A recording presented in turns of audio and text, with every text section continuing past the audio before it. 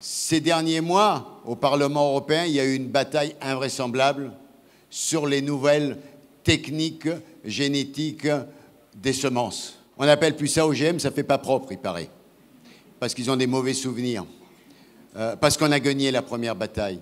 Et donc, ils sont revenus à un deuxième niveau, une deuxième fois.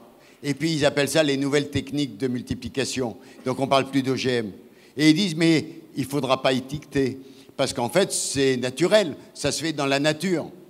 Comme si les manipulations avec CRISPR-Cas9, c'est un phénomène de la nature. C'est une invention et aujourd'hui, on a les doutes scientifiques, on a évidemment les mêmes doutes environnementaux sur les plantes et sur le vivant. Aujourd'hui, ces techniques, c'est les mêmes.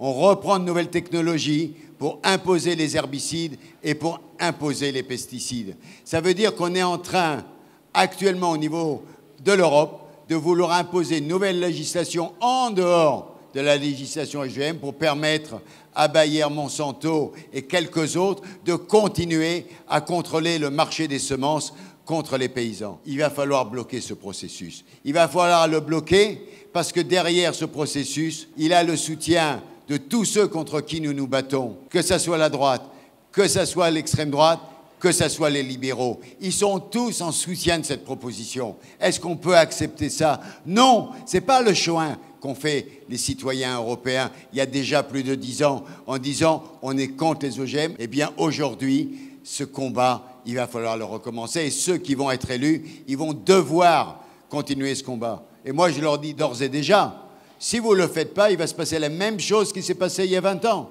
Eh bien, il y a des gens qui vont rentrer dans les champs, il y a des gens qui vont aller faucher, il y a des gens qui vont détruire les stocks de ces semences et ils le feront jusqu'à ce que ce projet anti-vivant contre l'agriculture paysanne soit enfin, une fois de plus, démantelé. Il faudra des élus, mais il faudra aussi des gens qui agissent.